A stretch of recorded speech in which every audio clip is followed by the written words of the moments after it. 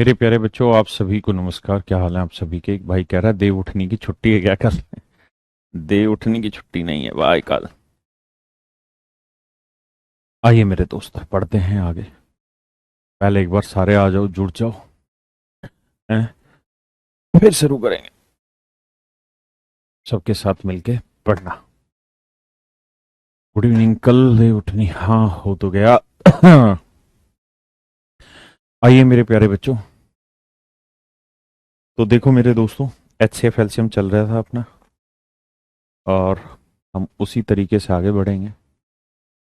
आज भी कुछ क्वेश्चन लेंगे, साथ के साथ उनकी प्रैक्टिस भी करेंगे, ताकि एग्जाम में उन क्वेश्चंस को कैसे स्टेप करना है वो आपको आना चाहिए। आइए मित्र, तो कल हम एलसीएम के बारे में मुन्ना सीख रहे थे।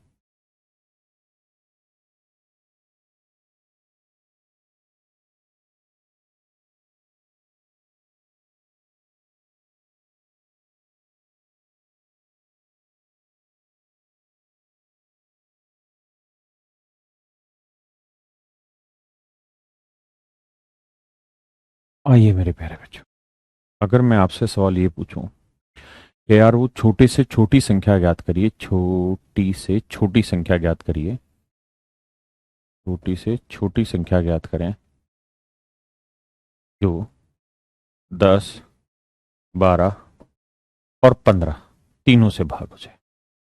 वह छोटी से छोटी संख्या ज्ञात करें मेरे प्यारे बच्चों जो 10, 12 और 15 तीनों से भाग हो जाए। तो इसका मतलब छोटे से छोटा मल्टीपल ढूंढना है, यानी कॉमन मल्टीपल भी ढूंढना, और वो मल्टीपल छोटा भी होना चाहिए। तो 10 का पहाड़ा पढ़ो, है होमवर्क दिया था, करा भाई? ठीक है, बात करते हैं उस पर भी। तो मेरे बच्चे 10 का, 12 का, 15। अब मेरे प्यारे बच्चों, एलसीएम निकालने के कुछ तरीके हैं। जैसे एचसीएफ निकालने के तरीके हैं, ऐसे एलसीएम के। पहला तरीका तो है जो सबसे पहले हमने स्कूल में पढ़ा था, 10, 12, 15 का। तो इसका तरीका ये है,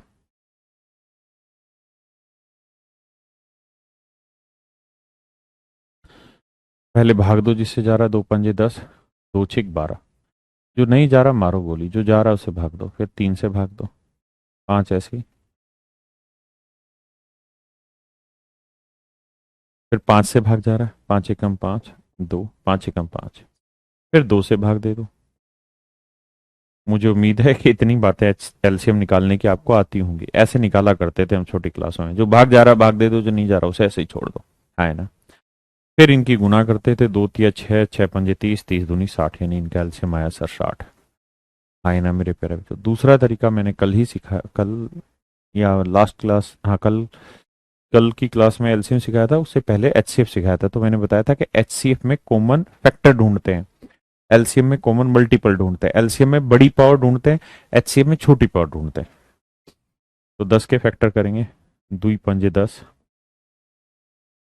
12 करेंगे, 4 ती 12, 2 की पावर 2 गुना 3, 15 करेंगे, 3 पंजे 15। तो मेरे नन्हे मुन्ने बच्चों, जब आप इनका एलसीएम निकालेंगे तो 2 यहाँ है, यहाँ है, यहाँ नहीं है, तो बड़ी पावर क्या है, 2 की पावर 2। 5 यहाँ है, यहाँ नहीं है, यहाँ है, तो 5 की पावर 1। फिर 3 बच गया 3। तो एलसीएम आया आपका 60। हाँ ना मेरे प्यारे, एलसीएम आया 60। क्या मेरे प्यारे बच्चों किसी भाई को कोई दिक्कत है यहाँ तक? ठीक है भाई। यानी जब दो नंबर आपस में बराबर हो जाते हैं तो एचसीएफ और एलसीएम उनका बराबर आ जाता है। ठीक है, जब दोनों नंबर आपस में बराबर हो जाते हैं तो एचसीएफ एलसीएम बराबर आ जाता है। ठीक बात बताई आपने। ये यस लड़का था, वेरी गुड यस। अब ध्यान देते हैं, I am appreciating it.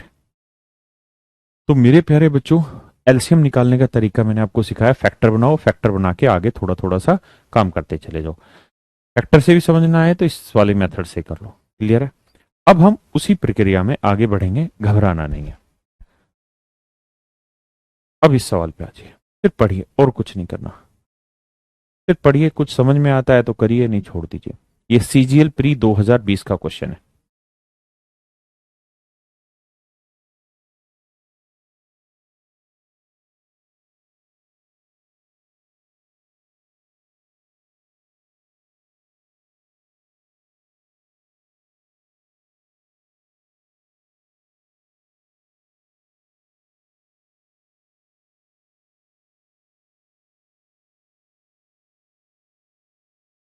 Rudransh बेटा वही अपडेटेड भी है।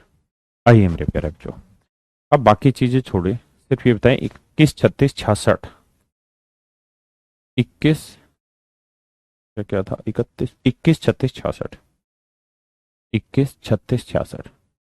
मेरे प्यारे बच्चों, मैं बाकी कुछ नहीं पूछना जा रहा, मैं आपसे सिर्फ ये जानना चाह रहा हूं कि मुझे वो छोटे से छोटा नंबर बताइए जो 21 को भी भाग दे दे, 66 को भी भाग दे दे और 36 को भी भाग दे दे। माफ करिए, वो छोटे से छोटा नंबर जिसको 21 भी भाग दे, 36 भी भाग दे और 66 भी भाग दे, यानी मेरे प्यारे बच्चों इनका एलसीएम। तो दोनों तरीकों से निकालते हैं एलसीएम, हाँ है ना, क्योंकि अभी शुरुआत है। How to find LCM, this is our basic funda. अब 3 से भाग हो रहा है, 3 7 21, 3 12 36, 3 9 6, 3 9 6। फिर 2 से भाग हो रहा है तो 7 पड़ा रहने दो, 2 6 12, 2 11 22। अब किसी से भाग नहीं जा रहा तो छोड़ दो, बस गुना कर दो, 3 दूनी 6, यानी इसका एलसीएम आ जाएगा 3 गुना 2 गुना 7 गुना 6 गुना 11। ये मेरे प्यारे बच्चों इनका एलसीएम आ गया। गुना करोगे तो भैया 3 दूनी 6, 6 7 42, 42 6 6 दूनी 12 और 6 चौक 24 1 25, 252 गुना 11। 11 से गुना करने का तरीका होता है 2 2 और 5 7, 5 और 2 7, 2।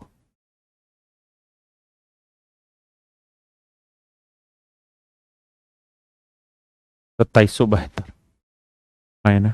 दूसरा तरीका ये था कि आप इसके फैक्टर बनाते, मन ही मन में सर 21 को लिखेंगे 3 गुना 7, 36 को लिखेंगे 4 नीम 36, तो 2 की पावर 2 गुना 3 की पावर 2।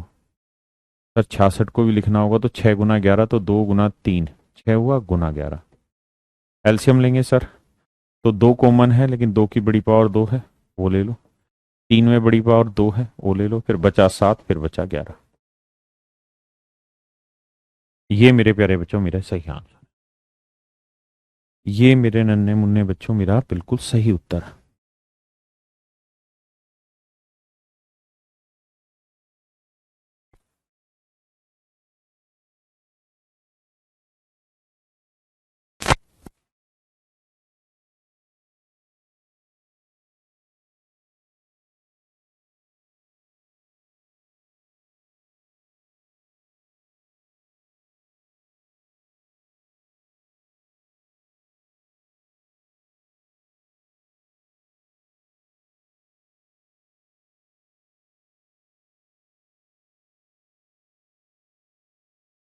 आए ना मेरे प्यारे बच्चों, ये तो था एलसीएम। अब आते हैं अपने ओरिजिनल सवाल पे कि सवाल ने क्या पूछा। सवाल ने ये पूछा कि भैया वो छोटे से छोटी संख्या याद करो जो 21 36 और 66 से एग्जैक्ट डिवाइड हो जाए। तो आप कहेंगे सर वो थी 3 गुना 2 गुना 7 गुना 6 गुना 11, यानी इसके जब हमने टुकड़े करे थे तो 4 ये आ गया था ना, 4 गुना 9 गुना 7 गुना 11, हाँ है ना। तो सर इसके टुकड़े किए तो टुकड़े करने पे इसके आया था 4 गुना 9 गुना 11, यानी बिल्कुल सिंपलेस्ट फॉर्म चाहिए तो सर 3 गुना 3 था और 4 को 2 गुना 2। क्या आप मेरी बात से सहमत है? ये बच्चे मेरे कुल मिला के इस सवाल की कहानी थी। अब हम इससे आगे बढ़ते हैं। ये तो था सर एलसीएम, लेकिन उसने एलसीएम नहीं पूछा, उसने कहा कि लीस्ट नंबर तो बताओ। ये बात तो ठीक है, लेकिन वो लीस्ट नंबर होना कैसा चाहिए? परफेक्ट स्क्वायर नंबर होना चाहिए। लीस्ट नंबर कैसा होना चाहिए? परफेक्ट स्क्वायर नंबर होना चाहिए, पूर्ण वर्ग होना चाहिए। तो मेरे प्यारे बच्चों, आपने छोटी क्लासों में पढ़ा होगा, अगर मान लीजिए मुझे यहाँ कोई नंबर लिखा 5 गुना 5 गुना 7 गुना 6 गुना 6 और मैं को इसका स्क्वायर रूट निकालूं, तो हम ऐसे क्या करते थे छोटी क्लास में? 5 2 बार आ गया बाहर निकाल दो, 6 2 बार आ गया बाहर निकाल दो, बाकी बच्चे को अंदर रहने दो। तो 30√7 इसका आंसर लिखते थे, आए ना। यानी पूर्ण वर्ग संख्या बनाने के लिए या वर्गमूल निकालने के लिए जो जोड़े बन रहे हैं ना, उनको तो बाहर निकाल दो, जो बच गया उसको अंदर छोड़ दो, आए ना। ऐसे ही मेरे बच्चे, वो सवाल में ये कह रहा है कि जो ये उत्तर होना ये परफेक्ट स्क्वायर हो। अगर परफेक्ट स्क्वायर वो जानना चाह रहा है तो इसका मतलब ये है कि परफेक्ट स्क्वायर का स्क्वायर रूट निकाला जा सका, ऐसा नंबर हो। तो आप जानते हैं मेरे बच्चे, 2 और 2 का जोड़ा बन जाएगा, बिल्कुल सही है। 3 और 3 का जोड़ा बन जाएगा, बिल्कुल सही है। लेकिन बीमारी ये है कि फंस तो रहेगा √11, आंसर आ जाएगा 6√11 अगर स्क्वायर रूट निकालें। अच्छा 7 भी था क्या? माफ करना भाई, I am little bit confuse. हाँ 7 था, 7 था, लिख देते हैं 7। तो 7 का जोड़ा नहीं बनेगा, 11 का जोड़ा नहीं बनेगा, तो क्या किया जाए मेरे बच्चे? तो किया अब ये जाए कि जोड़ा बनाने के लिए, जोड़ा बनाने के लिए हम इसे परफेक्ट स्क्वायर बनाने के लिए क्या करते हैं, अपनी तरफ से 7 से भी गुना करते हैं और 11 से भी गुना करते हैं। इसका फायदा ये होगा कि 7 का जोड़ा बन जाएगा और 11 का जोड़ा बन जाएगा। अब मेरे प्यारे बच्चों ये जो नंबर होगा ये परफेक्ट स्क्वायर होगा, है ना, ये परफेक्ट स्क्वायर नंबर होगा। तो ये तो एलसीएम था, एलसीएम को आपने 77 से और गुना करना है ना। तो आपने देखा कि सॉरी, आपका जो एलसीएम आया था वो आया था 2772। एलसीएम आया था मेरे बच्चे 2772। इसे आपको गुना करना पड़ेगा 11×7=77 से, और ये मेरे प्यारे बच्चों आपका आंसर होगा। ये मेरे प्यारे बच्चों आपका आंसर होगा, है ना। कोई नहीं, घबराई नहीं, मैं समझाता हूं। पहले एक बार खुद से महसूस करो, फिर मैं बताता हूं।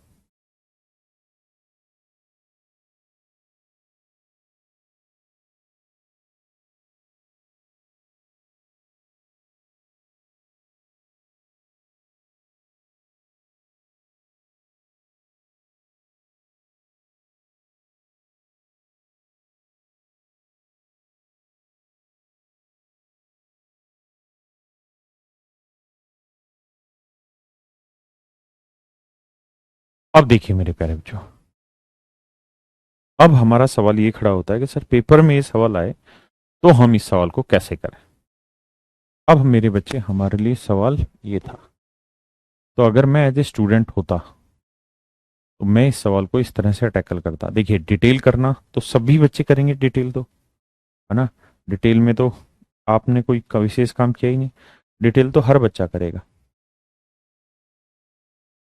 कॉन्सेप्चुअली नहीं आया होगा समझ में, समझाता हूं, आप चिंता ना करें। आप ये बात जानते हैं कि जो भी नंबर होगा उसके लिए दो चीजें चाहिए, एक तो परफेक्ट स्क्वायर होना चाहिए, परफेक्ट स्क्वायर नंबर होना चाहिए। अब परफेक्ट स्क्वायर होने के लिए क्या क्या चीजें जरूरी हैं ये शायद आपको नहीं पता होगा, क्योंकि ये वही बच्चा जानता है जिन्होंने नंबर सिस्टम पढ़ा है। नंबर सिस्टम में बताया जाता है कि आखिरी दो अंक वही होने चाहिए जो एक परफेक्ट स्क्वायर नंबर के हो सकते हैं। जैसे 34 किसी भी परफेक्ट स्क्वायर नंबर का आखिरी दो अंक नहीं हो सकते, इसलिए आंसर में नहीं लिया जा सकता। एक डिजिटल सम क्या क्या आना चाहिए, है ना। तो इस सवाल को मैं पेपर के तरीके से अभी नहीं बता रहा हूं, क्योंकि वो नंबर सिस्टम के बिना आप उस तरीके से नहीं कर सकते। अभी मैं डिटेल ही समझा रहा हूँ इस सवाल, यहां तक की बात समझे। अब एक बात और बताइए मेरे को, मान लीजिए मैंने आपको कहा कि कोई नंबर है 20, एक नंबर है 12, एक नंबर है 15। मेरे प्यारे बच्चों आप इनका एलसीएम बताइए मुझे, आप इनका एलसीएम बताइए क्या होगा जल्दी से।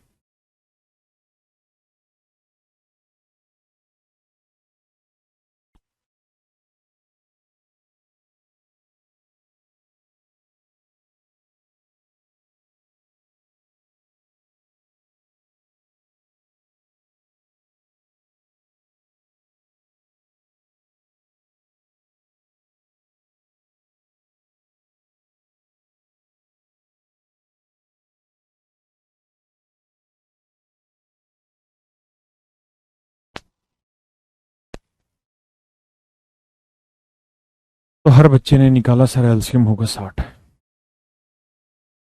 यानी मेरे प्यारे बच्चों 60 एक ऐसा सबसे छोटा नंबर होगा, 60 एक ऐसा सबसे छोटा नंबर होगा जो 12 से विभाग होगा, 15 से विभाग होगा, 20 से विभाग होगा।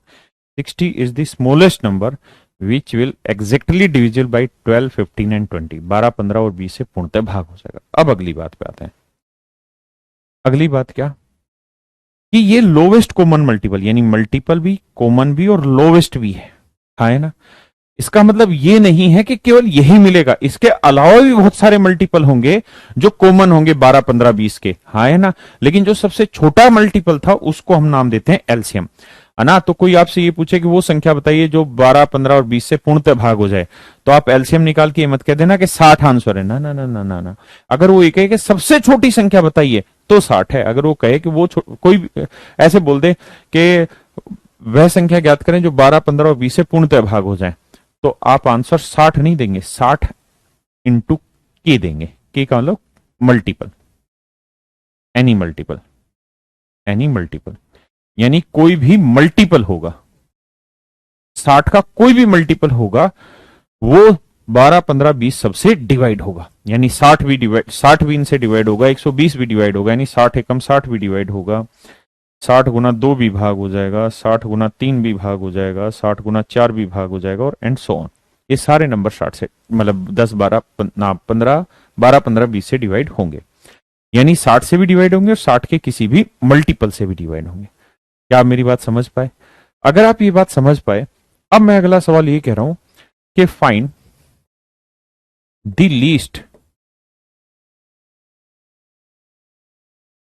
Perfect square number, perfect square number which is exactly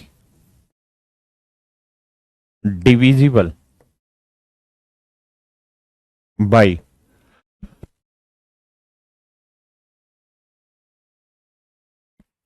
अब मैंने सवाल पूछा कि उस छोटे से छोटी पूर्ण वर्ग संख्या ज्ञात करे जो 12, 15 और 20 से एग्जैक्ट डिवाइड होती। तो आप कहेंगे सर देखिए बड़ी सीधी सी बात है, 12, 15 और 20 से तो इनका एलसीएम डिवाइड होगा, 60 डिवाइड होगा। सबसे छोटी की बात है तो 60, और अगर किसी भी नंबर की बात है तो 60 या 60 का कोई भी मल्टीपल, 60 या 60 का कोई भी मल्टीपल जो होगा मेरे बच्चे वो 12, 15, 20 से एग्जैक्ट डिवाइड होगा। लेकिन मैंने आपसे क्या पूछ लिया मेरे बच्चे, मैंने आपसे पूछ लिया कि परफेक्ट स्क्वायर होना चाहिए।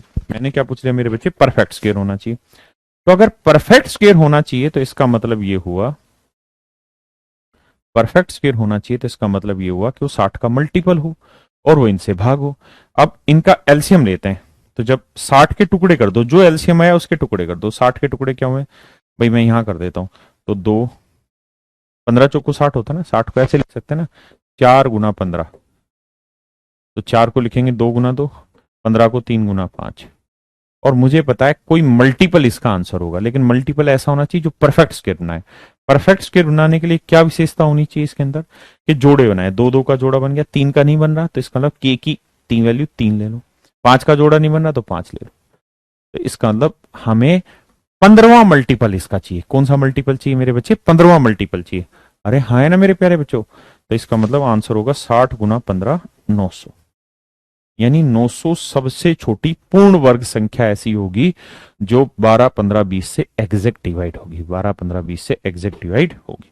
आए ना? अब सवाल लेते हैं।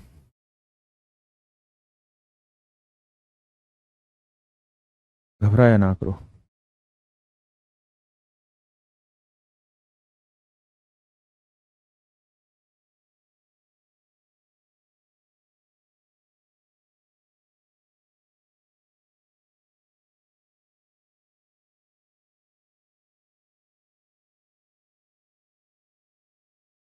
सिर्फ सवाल को पढ़े, करना क्या है वो मैं बताऊंगा लेट, सिर्फ पढ़े।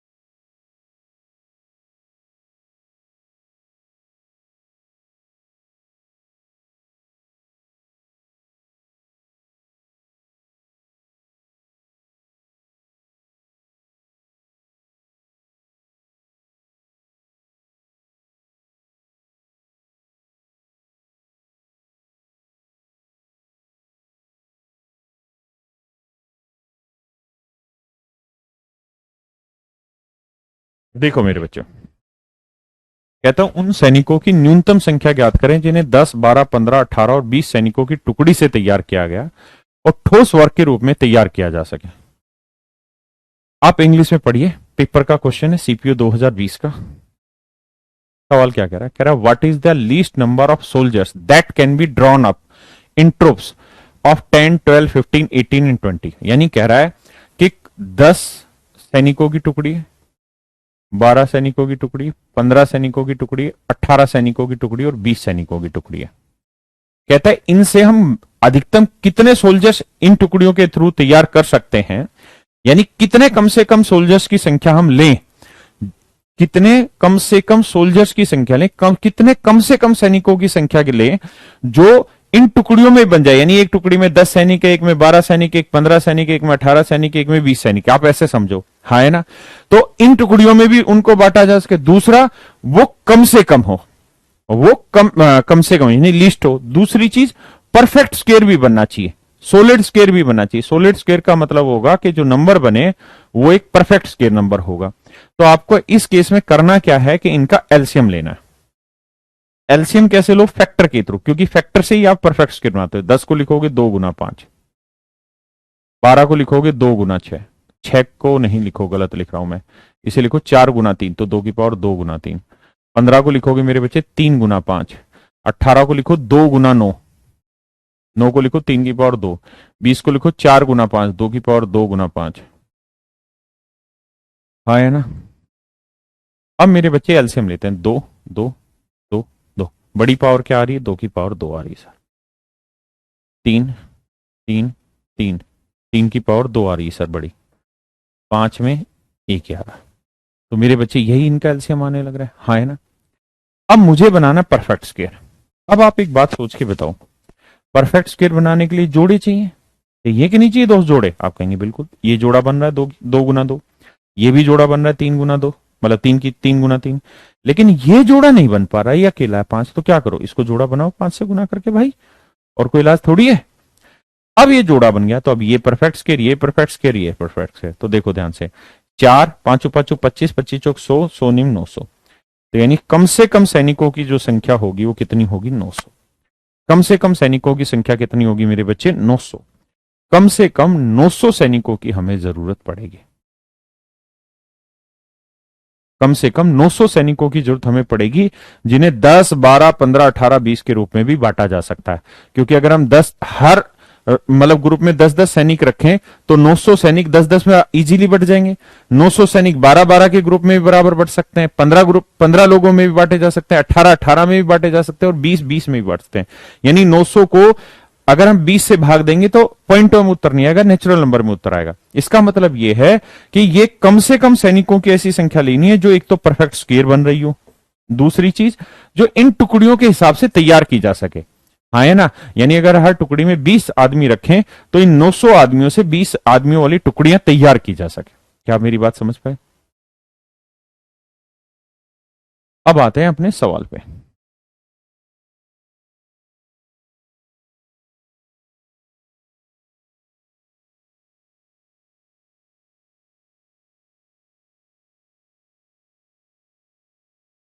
इस सवाल पे आइए मेरे बच्चे।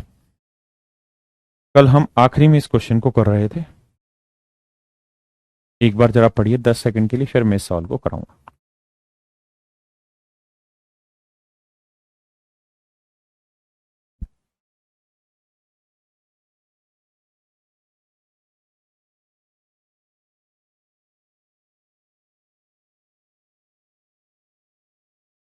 करो मेरे प्यारे बच्चों, करो।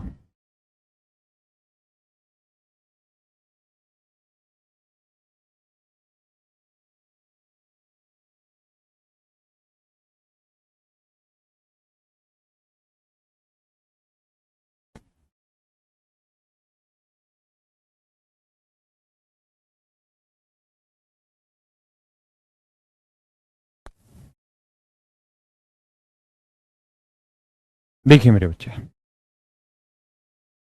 अब एक बात बताइए, बहुत ध्यान से समझना। मान लेते हैं मेरे प्यारे बच्चे, दो संख्याओं का अनुपात है ए अनुपात बी। दो संख्याओं का अनुपात है ए अनुपात बी। बहुत समझना ध्यान से। और मेरे प्यारे बच्चों मान लीजिए इनका एचसीएफ कुछ है, कुछ भी मान लेते हैं, मान लेते हैं इनका एचसीएफ 17 है। इनका एचसीएफ क्या है? 17। कुछ तो मानना ही था, 17 मान लिया मैं। मेरे प्यारे बच्चों आप इस बात को भी मानना कि ए और बी ऐसे दो नंबर है जिनमें कुछ भी कॉमन नहीं आता। क्यों? क्योंकि सर ये रेशियो है। रेशियो ऐसी टर्म होती जिनमें कुछ कॉमन आ ही नहीं सकता। अगर कुछ कॉमन आता तो वो रेशियो थोड़ी बनते, फिर तो उससे और चीजें सोल्व होती, फिर आ गया था। हाँ है ना? अब मेरे बच्चे बताओ, अगर अनुपात ए अनुपात बी है, एचसीएफ 17 है, तो संख्याएं क्या होंगी? तो आप कहेंगे सर 17 ए और 17 बी। संख्याएं होंगी 17 ए और 17 बी। मेरे क्या होंगी मेरे प्यारे बच्चों? 17 ए 17 बी। अब अगर ये दो संख्याएं आ गई आपके पास 17 ए और 17 बी, तो मैं आपसे जानना चाह रहा हूं कि आप मुझे इन दोनों संख्याओं का योग ज्ञात करें। तो आप कहेंगे सर दोनों संख्याओं का योग होगा 17 ए जमा 17 बी, यानी सर 17 कॉमन ले देंगे तो ए प्लस बी, ए प्लस बी। ये आया मेरे प्यारे बच्चों आपका योग। ये आया दो संख्याओं का योग। आया ना? अब मेरे बच्चों मुझे ये बताओ कि दो संख्याओं का एलसीएम क्या होगा?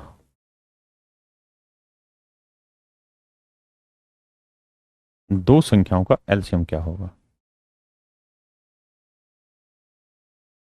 इन दोनों संख्याओं का एलसीएम क्या होगा? तो आप कहोगे सर एलसीएम निकालना है तो 17, फिर जो कॉमन मल्टीपल वो निकल गया, बाकी बचे हुए है। तो ये आया मेरे बच्चे एलसीएम। यानी मेरे दोस्तों, मेरे नन्हे मुन्ने बच्चों, ये आपका एलसीएम आया और ये आपका योग आया दो संख्याओं का। अब मैं आपसे जानना चाहता हूं दो संख्याओं के एलसीएम और उनके योग में सबसे बड़ा कॉमन फैक्टर क्या दिखाई दे रहा है आपको? 17 क्यों माना? मारो गोली यार 17 को, जब तुम्हें पसंद ही नहीं है 17, क्यों रखें फिर 17? मैंने कहा कुछ भी मान लो, बताओ क्या माने? एम मान ले, क्योंकि तुम ढक्कन ठहरे तो एम मान ले रहे। अब कुछ, तो ये एम ए, ये एम बी, तो ये एम, ये एम। अब बताओ मेरे प्यारे बच्चों दोनों में सबसे बड़ा कॉमन नंबर क्या होगा? सोच समझ के बताना। मन नहीं मान रहा तो कुछ भी हिट एंड ट्रायल करके दिखा दो, कुछ भी लेके दिखा दो।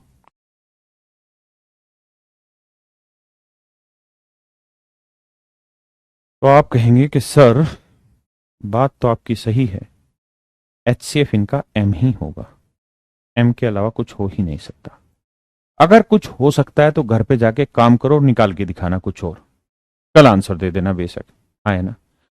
इसका मतलब ये हुआ मेरे प्यारे बच्चों कि इन दोनों का भी एचसीएफ एम ही होगा। अब मैं देसी भाषा में यहां एक बात लिखवा रहा हूं जिसको आपको समझना है। हिंदी में लिखवा रहा हूं, इसी को इंग्लिश वाले भी समझेंगे। दो संख्याओं के योग व उनके एलसीएम में का जो एचसीएफ होगा होगा वही उन दोनों संख्याओं का भी एचसीएफ होगा। वही उन दोनों संख्याओं का भी एचसीएफ होगा। वही उन दोनों संख्याओं का भी एचसीएफ होगा। है ना? देखो मेरे प्यारे बच्चों ध्यान से, कह रहा है दो नंबर हैं ए और बी, उनका अनुपात है ए और बी मान लिया, तो नंबर हो एम ए या एम बी। तो मैंने बताया कह रहे इसका योग निकाल लो, इसका एलसीएम ले लो। इनके योग और एलसीएम में सबसे बड़ा कॉमन नंबर क्या आया? एम। तो मेरे प्यारे बच्चों दो संख्याओं के योग और उनके एलसीएम में जो सबसे बड़ा कॉमन नंबर आता है वो कुछ और नहीं, उनका एचसीएफ ही आता है। कुछ और नहीं मेरे प्यारे बच्चों, उनका एचसीएफ ही होता है। आया ना? इस बात को महसूस करो, क्योंकि रटोगे तो पछताओगे। महसूस करो।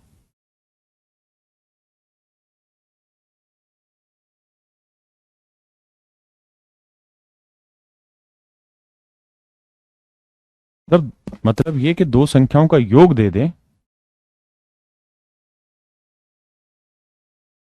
अगर दो संख्याओं का योग दे दें और उनका एलसीएम दे दें तो योग और एलसीएम का जो एचसीएफ आएगा वही बेसिकली उन दोनों संख्याओं का भी एचसीएफ होगा,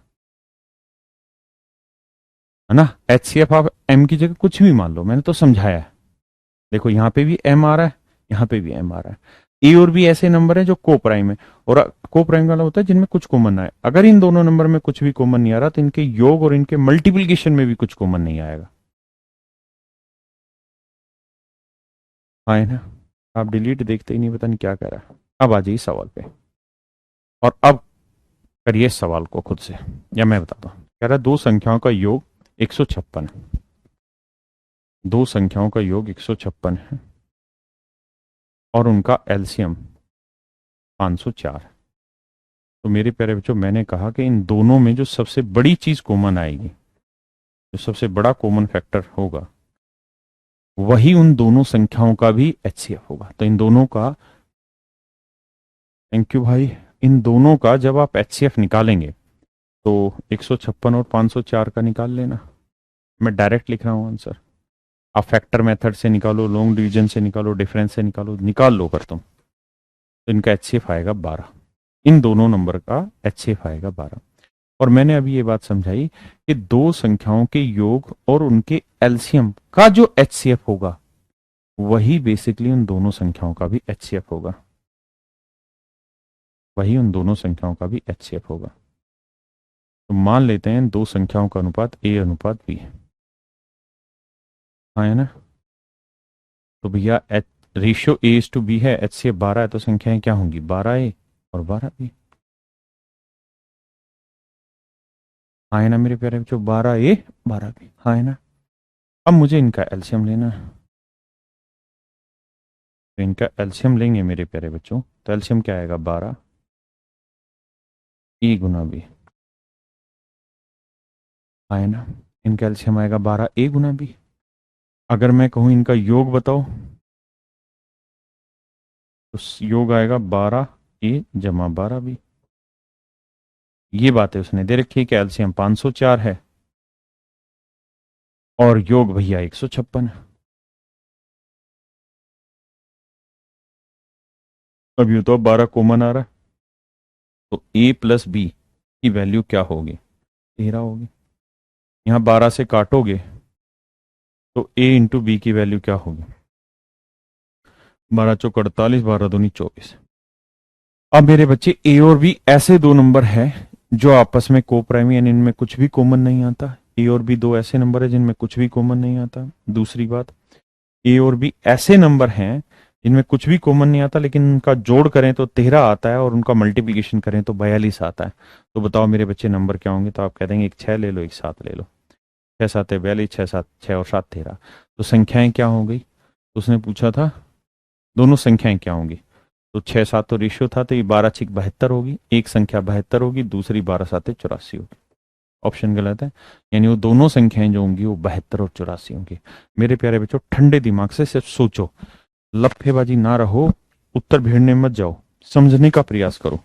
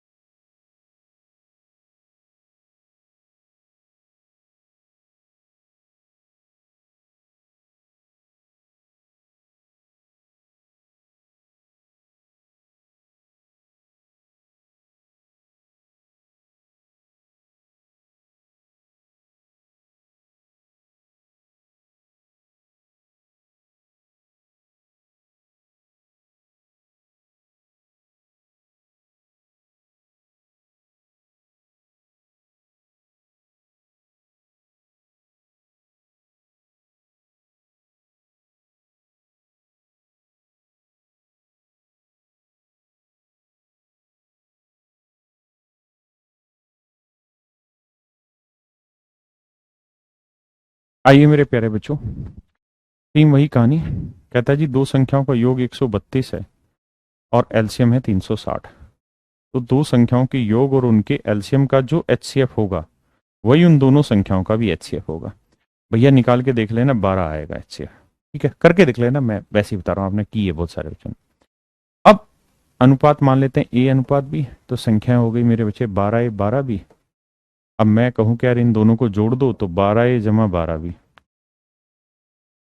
ये भैया 132 आया ना। या सेम ही ना, सेम नहीं है। और इनका एलसीएम की बात करें तो 12A गुना बी, वो दे रखा है 360। अब मेरे बच्चे सोल्व करोगे तो a प्लस बी की वैल्यू आ गई 11 और a इंटू बी की वैल्यू आ गई 30।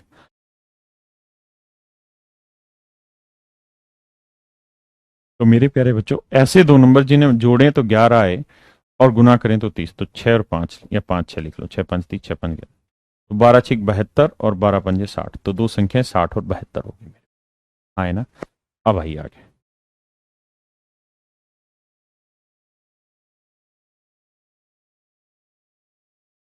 करिए मेरे बच्चे।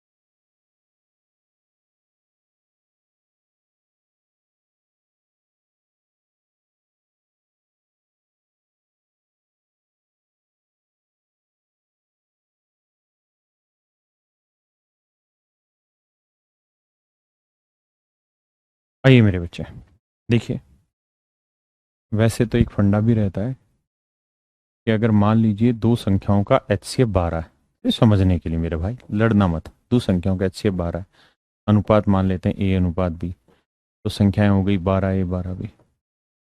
मैं आपको कहूँ इनका एलसीएम बताओ क्या होगा, तो आप कहोगे एलसीएम होगा सर 12A इंटू बी, है ना।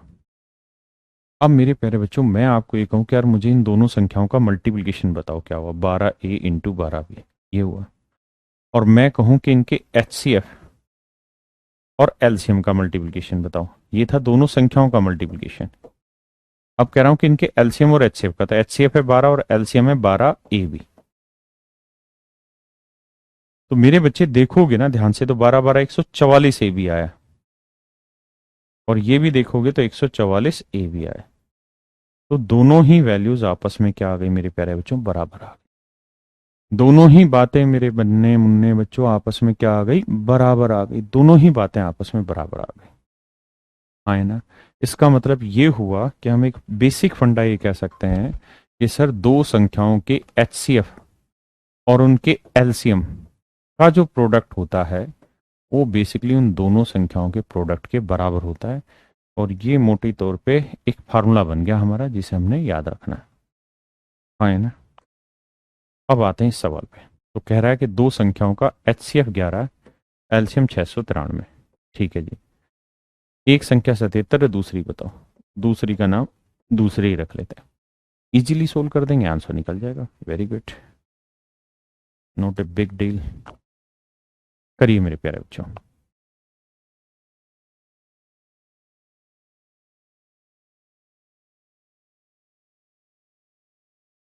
क्या किया जाए शिवम भाई, क्या दिक्कत हो गई।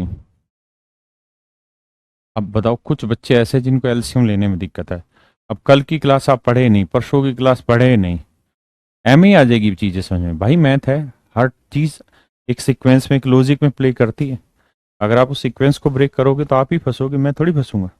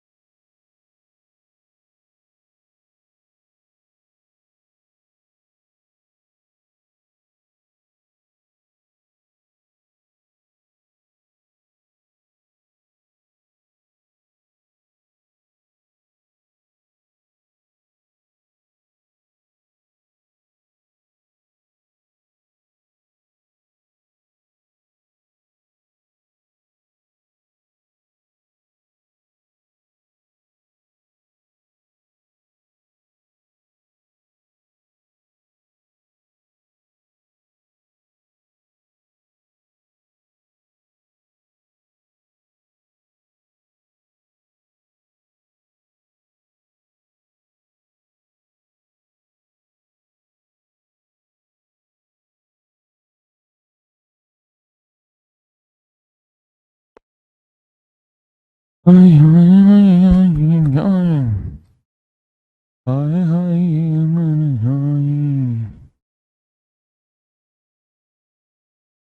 मेरे प्यारे बच्चों, कह रहा है दो संख्याओं का एलसीएम उनके एचसीएफ का 12 गुना है।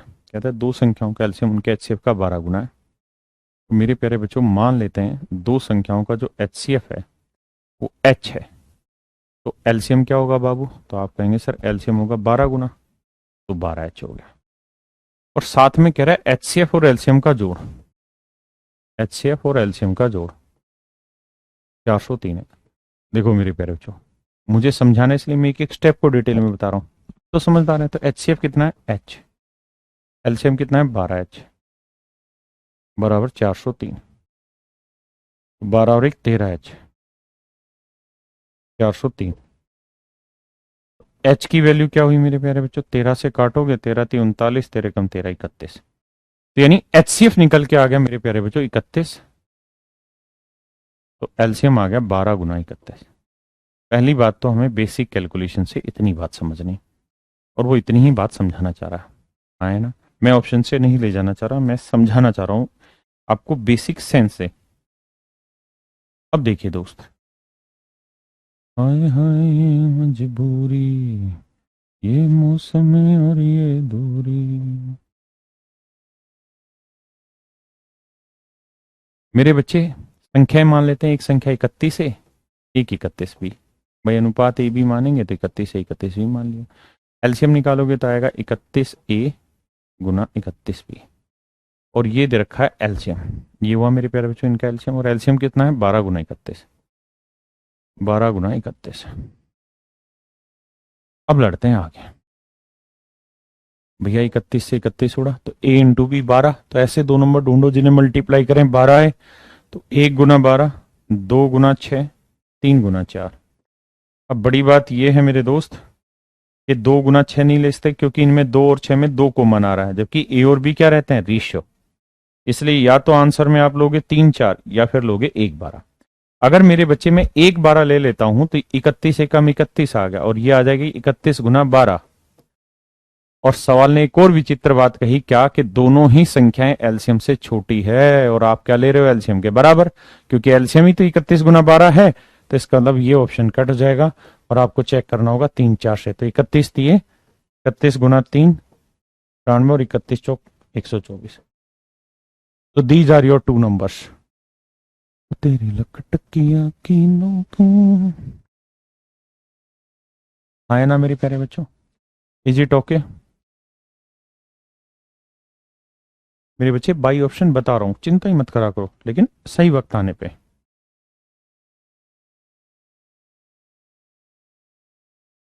Take your time and do it please, and try to solve it yourself. जितना संभव हो सके प्रयास करिए, खींचिए अपने आप को सवाल में।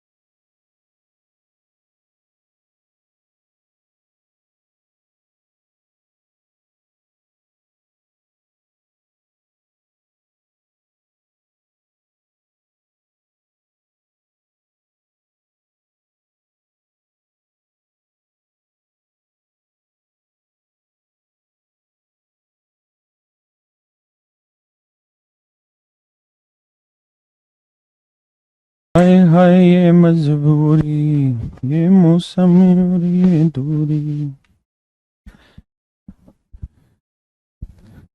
देखो मेरे बच्चों, एक भाई कह रहा है गुरुदेव एसएससी जीडी की परीक्षा आ गई, मेंसुरेशन करा दो, ढक्कन पढ़ ले, सब कराएंगे। और हम जो पढ़ा रहे हैं इससे थोड़ी जीडी है, तो बहुत ऊपर हो गया जीडी से। जीडी तो बहुत हल्का पेपर देता है। कह रहा है दो संख्याओं के एचसीएफ और एलसीएम मान जावे। एचसीएफ और एलसीएम का योग 592 और उनका अंतर अंतर 518 है। अब देखो मेरे बच्चे, बैठाते हैं सवाल। इक्वेशन बन गई तो एलसीएम निकाल लोगे, वही कट जाएगा, ये ट्वाइस ऑफ एलसीएम आ जाएगा। 8 2 10, 9 1 10, 11, 5 5 10 और 11, है ना।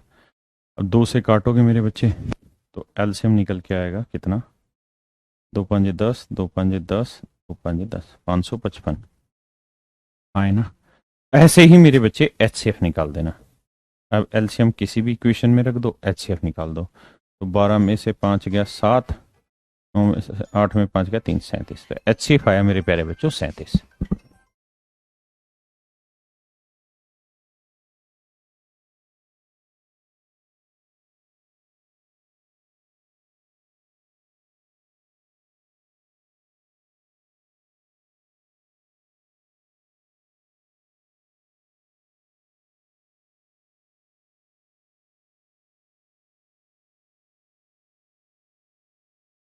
देखिए मेरे प्यारे बच्चों, अब आप ये बात समझेंगे कि सर दो संख्याओं का एचसीएफ है कितना, 37। तो संख्या मान लेते हैं 37 से 37वीं, 37 से 37वीं, हाँ है ना। संख्याएं क्या मान लेते हैं, 37 से 37वीं, पक्का। अगर संख्याएं 37 से 37वीं है तो इनका योग क्या होगा, तो आप कहेंगे 37 से प्लस 37वीं, हाँ है ना मेरे प्यारे बच्चों। और योग दे रखा है किसके बराबर, 296 के। 37 पूरे में से कॉमन ले लोगे मेरे बच्चे तो a प्लस बी की वैल्यू निकालोगे तो 8 आएगी। ऐसे ही दोनों संख्याओं का एलसीएम करेंगे तो आएगा 37a गुना बी, ये दे रखा है 555। 37 से काटोगे मेरे बच्चे तो a इंटू बी आएगा 15। तो मेरे नन्हे मुन्ने से रू, अब ऐसे दो नंबर ढूंढे जिन्हें गुना करें तो 15 जोड़े तो 8, तो क्या आएंगे 5 और 3, 5 3 15, 5 3 8, मतलब 5 3 8 और 5 3 15। तो ये नंबर होगा मेरे बच्चे 37 गुना 3, ये होगा 37 गुना 5। That would be your answer, हाँ है ना। ये मेरे प्यारे बच्चों मेरा आंसर होगा, एक बार इसे समझो।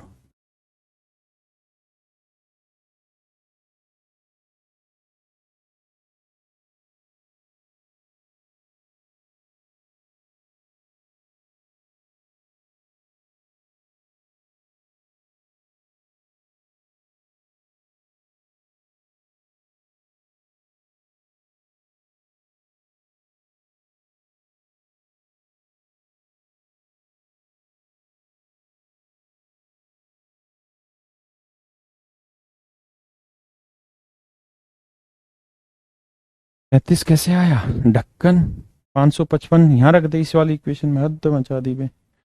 अब कैलकुलेशन भी हाथों से करा के दे तुम्हें, इस वाली इक्वेशन में रख दे भाई 555 जमा एचसीएफ बराबर 592। तो यहाँ से मेरे प्यारे बच्चों आप एचसीएफ निकाल लो, ये उधर जाएगा घटाएगा, मतलब घटाओगे मेरे प्यारे बच्चों तो आंसर आ जाएगा 37, आए ना। हाय हाय ये मजबूरी और ये मौसम और ये दूरी, वो तेरी नौकिया की नौकरी को कसावन भीगा जाए।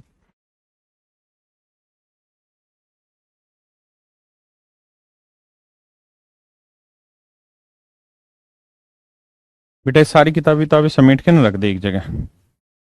और चाय पानी कर दोगे ना। बिस्किट बिस्किट है बेटा? हाँ तो जल्दी से सारी चीजें सबमिट कर रख दे सिस्टम से।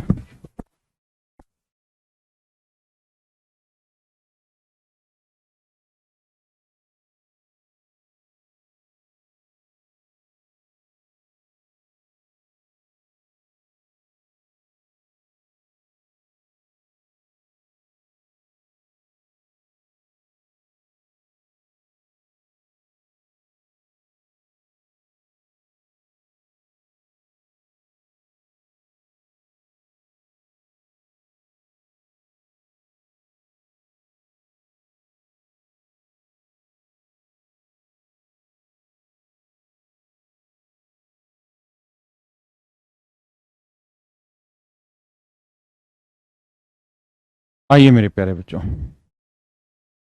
सवाल में कह रहा है वो छोटी संख्या ज्ञात करें जिसे 5, 6, 8 व 9 से भाग देने पर हर बार 3 शेष बचता है। यार मैं ये निकालना ही नहीं चाह रहा, मैं आपसे ये चाह रहा हूं कि वो छोटे से छोटा नंबर बताइए जो 5, 6, 8 और 9 से एग्जैक्ट डिवाइड हो जाए। 5, 6, 8 और 9 से एग्जैक्ट डिवाइड हो जाए। तो आप कहेंगे सर इनका एलसीएम ले लेते हैं, तो एलसीएम ले लो।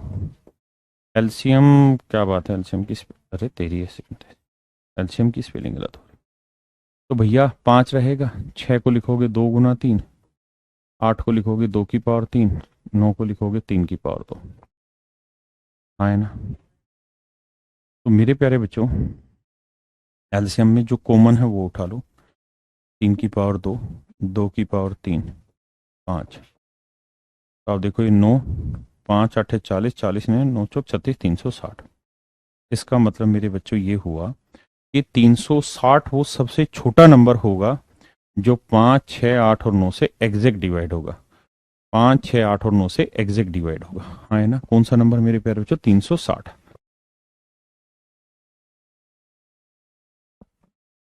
5, 6, 8, 9 से भाग होने वाला सबसे छोटा नंबर होगा 360। आपसे कहे छोटा तो 360 होगा लेकिन नंबर बहुत सारे होंगे, 360 भी होगा, 360 का कोई मल्टीपल भी होगा। लेकिन वो कह रहा है कि यार एग्जैक्ट मत ढूंढ के बता, मुझे एग्जैक्ट मत बताओ। ये तो मैं भी जानता हूं कि 360 या 360 का कोई भी मल्टीपल जो है वो 5, 6, 8, 9 से भाग होगा। लेकिन आपने पूछा सबसे छोटा, तो सबसे छोटा 360 होगा। लेकिन कह रहा है कि भाग दें तो 3 से फल बचो, तो 3 फालतू मान लो। 3 फालतू मानने से क्या होगा? 363। तो 363 में 360 हर एक से एग्जैक्ट डिवाइड हो जाएगा, 5 से, 6 से, 8 से, 9 से। बचा हुआ 3 आपका क्या आ जाएगा आंसर में? बचा हुआ 3 मेरे प्यारे बच्चों आपका क्या आ जाएगा आंसर? हाय हाय ये मजबूरी, ये मौसमी होनी दूरी, मेरी नौकरियां की नौकरी में मेरे लाखों का सावन भीगा जाए। मेरे प्यारे बच्चों बहुत ही बेहतरीन सवाल। आप यहां से आप सीखेंगे कि भाषा में कैसे पिरोया जा सकती है चीजें। रोहित भाई कह रहे टाइम एंड वर्क कब होगा? जब तुझे बुद्धि आएगी ढक्कन। सारी चीजें अपने वक्त पे ही होंगी भी, एक दिन में कोई कैसे करा देगा? ये किताबें एक जगह रख दे बेटे यहाँ पे।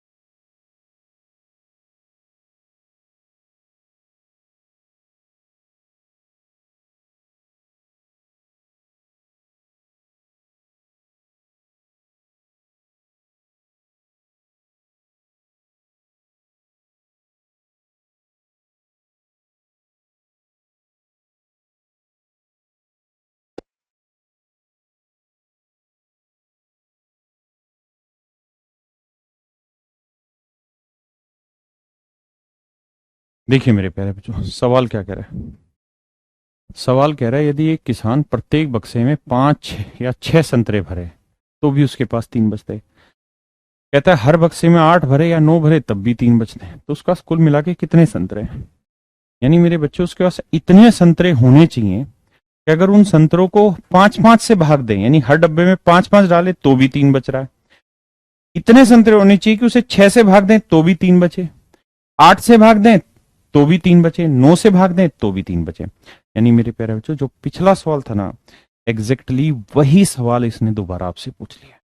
बस पिछले सवाल को सीधा सीधा बोला था, इस वाले सवाल को लपेट लिया भाषा में और आपके सामने पिरो दिया। तो यानी उत्तर अभी भी वही आएगा 363, क्योंकि 360 वो नंबर होगा। यानी 360 संतरे, 360 संतरे कम से कम चाहिए। उससे क्या फायदा होगा कि 5 की पैकिंग करो तो भी 360 संतरों में पैकिंग हो जाएगी। यानी हर एक डब्बे में 5-5 डालोगे तो 360 संतरे को 5 से भाग दोगे, एग्जैक्ट डिवाइड हो जाएगा। 6-6 संतरे हर डब्बे में डालोगे, एग्जैक्ट हो जाएगा। 8-8 संतरे हर डब्बे में डालोगे, एग्जैक्ट होगा। 9-9 डालोगे तो डिवाइड हो जाएगा। लेकिन उसने कहा कि भाई एग्जैक्ट मत करो, एग्जैक्ट मत करो, 3 चाहिए, बचना चाहिए, तो उत्तर आ जाएगा 363। आए ना मेरे बच्चे? हाय हाय मजबूरी, ये मौसम और ये दूरी, वो तेरी नौलखियां की नौकरी। करिए मेरे प्यारे बच्चों।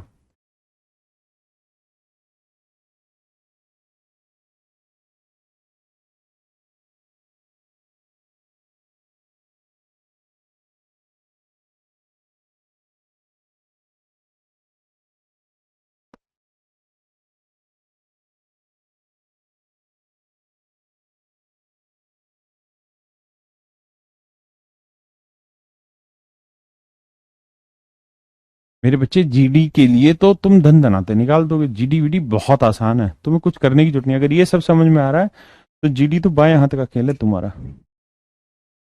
ये समझ ना आए तो दिक्कत है, क्योंकि जीडी बेहद आसान है। करो मेरे बच्चे, करो।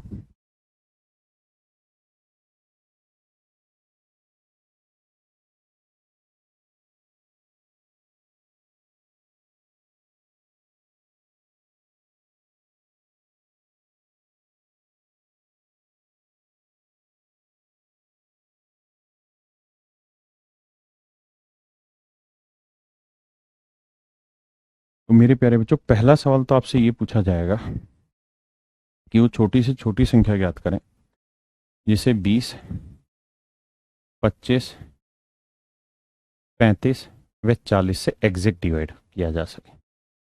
अच्छा, एक बात पता नहीं मैं रह गया था। जैसे मान लीजिए मैंने आपको कहा 10, 12 और 15 का एलसीएम निकाल के बताइए। तो आपने 10 के फैक्टर करे 2 गुना 5, 12 के फैक्टर किए 2 गुना 4 3 12, 2 की पावर 2 गुना 3, 15 के फैक्टर करोगे 3 गुना 5। अब चौथा नंबर में इसमें जोड़ दूं 5, और अब पूछूं कि पहले तो इनका एलसीएम बताऊं, तो आप कहेंगे इनका एलसीएम भी 60 है। अब मैं कहूं कि अगर मैं यहाँ 5 लिख दूं, अब बताओ 4 नंबर हो गए, 4 नंबर का एलसीएम बताइए क्या होगा? 4 नंबर है, 4 नंबर का एलसीएम बताइए क्या होगा? तो आपका जवाब अभी भी वही होगा कि सर एलसीएम अभी भी 60 ही है, फर्क नहीं पड़ा। तो मैं यहाँ कहना क्या चाह रहा हूँ आपको, बड़े ध्यान से गौर से समझना मेरी बात को। मैं कहना आपको ये चाह रहा हूँ, अगर कोई नंबर पूरे का पूरा आगे मौजूद है तो एलसीएम निकालते तो उसको हटा भी सकते हैं। जैसे 5 कहाँ मौजूद है? 10 में, 5 को हटा दो, यानी 5 चेक करने की ही जरूरत नहीं है। फिर आप एलसीएम निकालो 10, 12, 15 का, है ना? जैसे इस वाले सवाल में,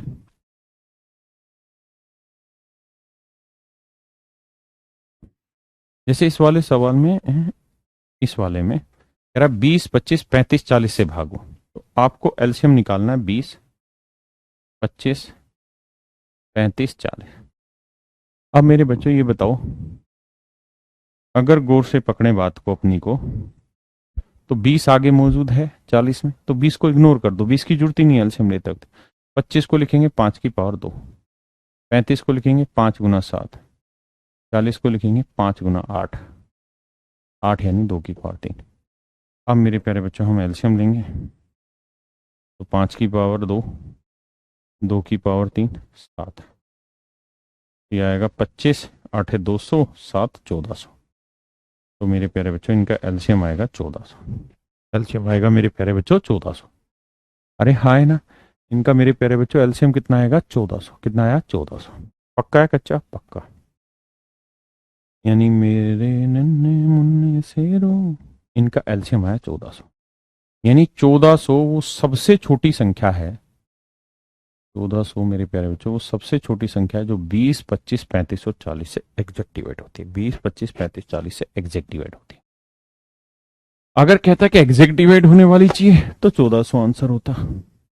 अगर कहता कि हर हाल में 2 रिमाइंडर बचे, 3 रिमाइंडर बचे, तो उसे जोड़ देते, लेकिन यहां तो अलग अलग है।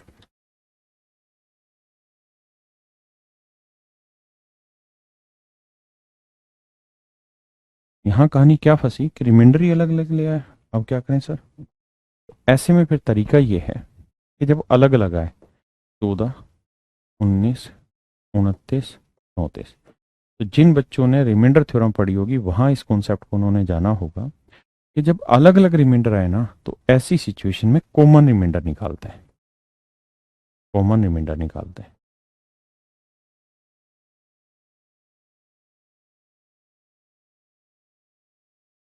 कॉमन रिमाइंडर निकालते हैं। और कॉमन रिमाइंडर कैसे निकलेगा? इनके डिफरेंस है। 20 में से 14 गया 6, 25 में 19 गया 6, 35 में 29 गया 6, 40 में 34 गया 6। और कॉमन रिमाइंडर हमेशा सेम आएगा। देखिए रिमाइंडर के 2 केस होते हैं। कॉमन रिमाइंडर के 2 केस होते हैं ना, रिमाइंडर के 3 केस बनते हैं जिन्होंने अलजेब्रा रिमाइंडर थ्योरम पढ़ी होगी। एक तो हर बार सेम आए, सेम हो। दूसरा कॉमन रिमाइंडर सेम निकले।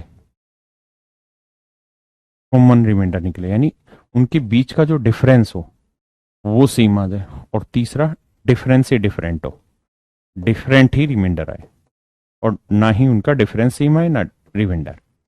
वो चाइनीज रिमाइंडर थ्योरम का केस होता है जिन्होंने अलजेब्रा पढ़ा होगा, नंबर सिस्टम। तो मेरे प्यारे बच्चों आज कहानी कुछ और है। यहाँ आते हैं तो कॉमन रिमाइंडर आपका कितना बन गया मेरे प्यारे बच्चों? 6। और एलसीएम से आपको हमेशा ही कॉमन रिमाइंडर घटाना है। तो 1400 में से 6 गया 1394। यानी 1394 ऐसा नंबर होगा जो 20 से भाग दोगे तो 14 बचेगा, 25 से भाग दोगे तो 19, 35 से भाग दोगे 29 और 40 से भाग दोगे तो शेषफल बचेगा 34। हाँ ना मेरे प्यारे बच्चों, हमेशा ऐसा होने वाला। ऐसा होता क्यों ये आप चाइनीज रिमाइंडर थ्योरम में अच्छे से समझ लेंगे। आइए करिए जिस सवाल को। इस टाइप को कल कराता है मेरे बच्चे। आज इतना ही रखते हैं। थैंक यू वेरी मच आप सभी का। कल मिलते हैं मेरे प्यारे बच्चों इसी समय, और कल HCF LCM में इस टाइप को आगे बढ़ाएंगे। Thank you. Have a nice day to everyone.